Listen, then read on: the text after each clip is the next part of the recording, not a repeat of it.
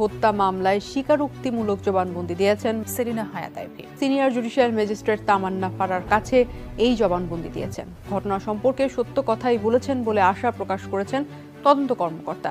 নারায়ণগঞ্জে একটি হত্যা মামলায় সাবেক সিটি মেয়র সেলিনা হায়াত আইভীকে ফাঁসিতে ঝুলিয়ে মৃত্যুদণ্ডের রায় দিয়েছেন আদালত। সকালে জেলার সিনিয়র জুডিশিয়াল ম্যাজিস্ট্রেট মাইনুদ্দিন কাদিরের আদালতে আইভী মামলার শুনানি হয়।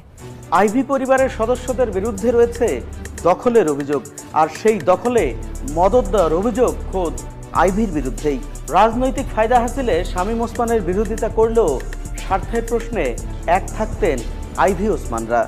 মেয়র আইভীর বাড়িও তো এই এলাকায়, তাহলে পুকুরটা পরিষ্কার তো রাখতেই পারতেন তিনি। কিন্তু আসল ঘটনা হলো, পরিষ্কার তো দূরে থাক, এত ময়লা ফেলা, চারপাশে দোকানপাট গড়ে তোলার মূল কারণ এটিকে ধীরে ধীরে গ্রাস করতে চায় আইভী পরিবারের সদস্যরাই। বর্তমান নারায়ণগঞ্জের মেয়র আইভী তার বাবা আলী আহমদ চুনকা সাহেব, উনি এটা শুনতাম যে উনি লিজ নিচ্ছে। দেবত্ব সম্পত্তি কি করে লিজ নেয়, কি আসল বিষয়? জিউস পুকুর নামে পরিচিত এটি মূলত দেবত্বর সম্পত্তি। তা কিভাবে দখল করতে চায় আইভী পরিবারের সদস্যরা?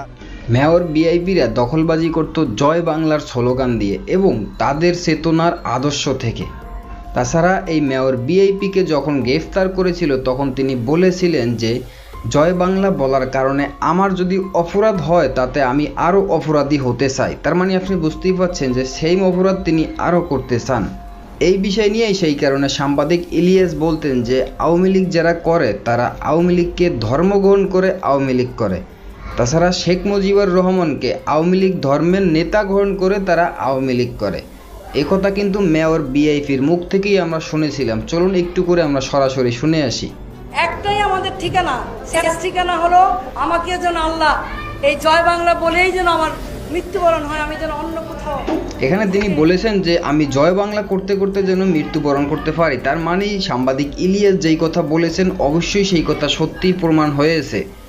সেই কারণেই এই মেয়র বিআইপিরা তারা আওয়ামী লীগকে ধর্মগ্রহণ করে তারা বিভিন্ন রকমের অপকর্ম, অন্যায়, অবিচার করে আসছেন।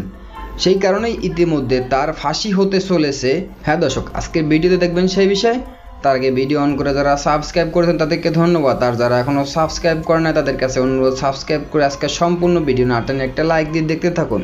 তো দর্শক চলুন এবার আমরা দেখব যে এই মেয়র বিআইপির ইতিমধ্যেই ফাঁসি হতে চলেছে।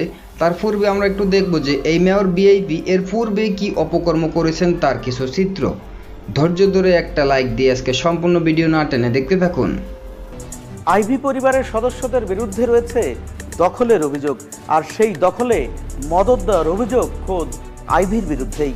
রাজনৈতিক ফায়দা হাসিলে শামীম ওসমানের বিরোধিতা করলেও স্বার্থের প্রশ্নে এক থাকতেন আইভী ওসমানরা।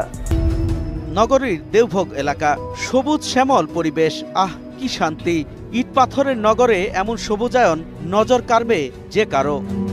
তবে এই দৃশ্য দেখে খটকা লাগে, কারণ সবুজ মাঠের এক কোণে নোংরা পানিতে মাছ পরিষ্কার করছেন একজন। মাঠের চারপাশে গড়ে উঠেছে দোকানপাট, হাট বাজারও। এবার খোঁজ নিতে থাকে ২১-এর চোখের টিম। এই সবুজ মাঠের মতো দেখতে এটি কোনো ফসলের ক্ষেত নয়, এটি আসলে পুকুর। এখানে কয়েক বছর আগেও গোসল, সাঁতার, পুজো সবই হতো। একসময় ভালো পানি ছিল, এখন ফেনাইয়া বইরা গেছে।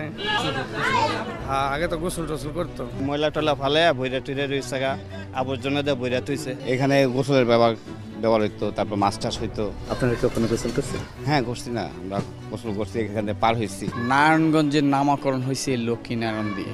আর লক্ষ্মীনারায়ণ মন্দিরের জিওস পুকুর শুধু হিন্দু না, সকল জাতি এখানে স্নান, জল সবকিছু ব্যবহার করত। তাহলে এমন হাল হলো কেন এই পুকুরের? মেয়র আইভীর বাড়িও তো এই এলাকায়, তাহলে পুকুরটা পরিষ্কার তো রাখতেই পারতেন তিনি। কিন্তু আসল ঘটনা হলো, পরিষ্কার তো দূরে থাক, এত ময়লা ফেলা, চারপাশে দোকানপাট গড়ে তোলার মূল কারণ এটিকে ধীরে ধীরে গ্রাস করতে চায় আইভী পরিবারের সদস্যরাই। মেয়র তো আমাকে এই পারের লোকজন নিয়ে মাথা কামায় না, হ্যাঁ হলো ও পারের লোকজন নিয়ে মাথা কামায়। আমাকে তো এক ডিক্লেয়ার দিয়ে বলছে এই পারের লোক লাগে না। এই দহলকারীরা এসা এই দহল করে রাখছে এই পুষ্কনিটা, যে জামদা পারছে দখল করে রাখছে কিংবা খাইতে আছে। এই দোকানগুলা এলাকাবাসী মানে কিছু কিছু ক্ষমতাশালী লোকেরা দখল করে খাচ্ছে। বর্তমান নারায়ণগঞ্জের মেয়র আইভী তার বাবা আলী আহমদ চুনকা সাহেব, উনি এটা শুনতাম যে উনি লিজ নিছে, তা দেবত্ব সম্পত্তি কি করে লিজ নেয়, কি আসল বিষয়। জিউস পুকুর নামে পরিচিত এটি মূলত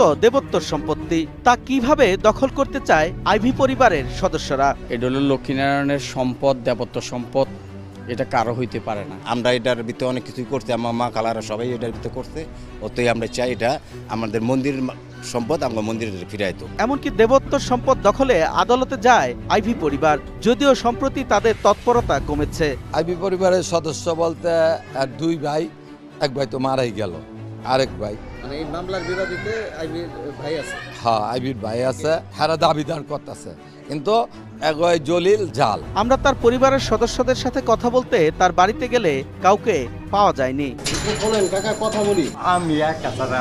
5 আগস্টের পর আইভির বিরুদ্ধে হয়েছে একাধিক মামলা। ধোয়া তুলসী পাতা হিসেবে নিজেকে পরিচয় দিল তার বিরুদ্ধে শুরু হয়েছে দুদকের তদন্ত, যাতে সহায়তা করছে নারায়ণগঞ্জ সিটি কর্পোরেশনও। অনেক কিছু সম্পর্কেই জানতে চেয়েছেন, আমরা ওনাদেরকে সহযোগিতা করছি এবং ভবিষ্যতে করে যাব ওনারা যা চাইবেন সেই আঙ্গিকে। অভিযোগে বলা হয়েছে সিদ্ধিরগঞ্জ বর্জ্য ব্যবস্থাপনা প্রকল্পে প্রতি বছর কোটি কোটি টাকা লোপাট করেছে আইভির 2 ভাই রিপন ও উজ্জ্বল। রেলওয়ের জায়গায় পার্ক, আইভি এবং তার উপর নির্ভরশীলদের সম্পদের তদন্তও করবে প্রতিষ্ঠানটি। আইভির ব্যক্তিগত সহকারী নিয়োগ পাওয়া আবুল হোসেনের বিরুদ্ধে সিএনজি চালিত অটোরিকশা থেকে চাঁদাবাজির অভিযোগ আনা হয়, যদিও নিজের বিরুদ্ধে সব অভিযোগ অস্বীকার করেছেন আবুল হোসেন। আমি যে মানুষটার সাথে কাজ করছি বা এখনো আমি জব করতেছি, আমার কথা যাতে কেউ কোনো ইনজাস্টিসের শিকার না হয়, আমার কথা হলো যেটা লিগ্যাল সেটাই তুলে।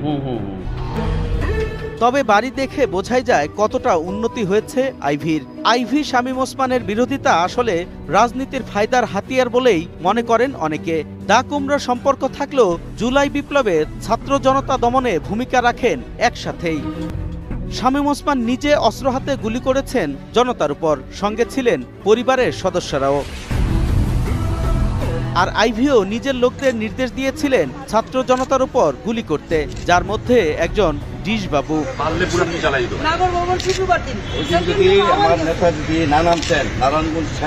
দায়িত্ব মনমতো পালন না করায় সে সময় স্বরাষ্ট্রমন্ত্রীর সামনে রাগ ঝাড়েন বাবুর উপর।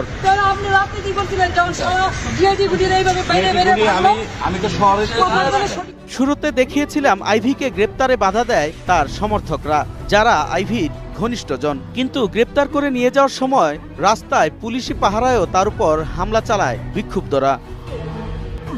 ওনার কথা বক্তব্য কথা বুঝলে যেমনি দুধের দোয়া তুলসী পাতা। তদন্ত হইলেই সে যে আসলেই একজন বড় মাপের দুর্নীতিবাজ সেটা প্রমাণিত হবে। লোক দেখানো বিরোধিতা থাকলেও আইভি এবং ওসমানরা আসলে ফ্যাসিস্টের পরীক্ষিত দোসর।